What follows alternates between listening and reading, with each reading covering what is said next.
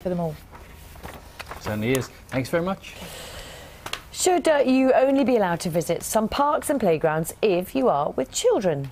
Well, one attraction near Weston-super-Mare refused entry to a man because he was on his own, saying it was in line with their policy on child protection. Our reporter Ali Valls has the details. Matthew Richards babysitting today for his young grandson Harry. They're playing a game of make-believe, but for Matthew, a solo trip to Buxton Park turned into a real-life nightmare. Now, Matthew Richards often brings his grandchildren here, but on Thursday he decided he'd come back and watch a falconry display. But when he got to the reception area, he was told he wouldn't be allowed in on his own. I was astonished. I've never experienced anything like that before. I think there are two issues, really. The first thing is if you are actively advertising for people to come to visit you as an attraction and then not allowing them in there once they've made the effort to visit. But also, I feel it's not really fair on people who are single. We're just trying to minimise the risk to our main clientele, which, like I've said, is 0 to 7-year-old children. The parents of those children appreciate our policy, so no, I don't think it's discriminatory at all. We are going to review it. Whether we make any changes or not, then we will find out once we start talking to our main clientele. Matthew says he's just disappointed and doesn't think he'll be visiting again with or without his 3 grandchildren. Ali Valls reporting. Joining us in the studio now are Octavia Holland, who's director of the Coram Fields Playground, which adopts a similar policy of not admitting adults without children, and psychologist Coram, who deals with family relationships particularly. Good morning to you both. Morning, both. A lot of people watching it this morning were going, has the world gone completely mad? Are sort of middle-aged men all considered then as suspected paedophiles from now on? I think we are in the middle of a very difficult time because we've had the very big stories about Jimmy Savile. We've had, even today on the news, about celebrities. I think we're in a sort of paranoid state as a country, which is completely understandable because if we have children, if you have any relationship with children, you want them to be safe, and we're very, very worried about it. There is a deep incest taboo which goes into our genes, and this really pushes all our buttons. But at the same time, to say that absolutely everybody is a danger is also a problem, because it means that children grow up feeling they can't talk to anybody.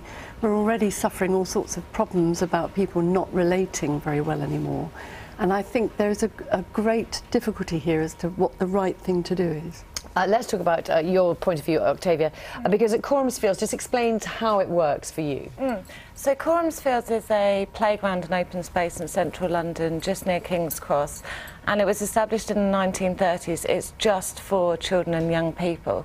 So at Coram Fields, it's very much about making sure that children and young people have a space which is dedicated to them, where they can run freely, they can roam around and explore much more than they would in an ordinary park. So for us, it's really about putting children first. And presumably some adults are allowed in there. Oh yeah, absolutely. So who's allowed in there then? So if you're with a child or a young person under 16, you can come into Coram Fields, but it is a playground, so it's geared towards children. Yeah, it's not a place where there's sort of a public display of. It's not like a theme park or an attraction of some other sort. No. It has that specific purpose of being a playground. And this latest episode ignores the fact, Coram, doesn't it, that most cases of child abuse occur with people who are known to the child. As far as I think, with sexual abuse over the last 30 years, we started off thinking it was rare.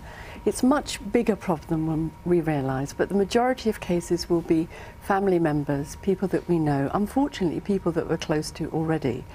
And that is the problem. It's more a problem in the home.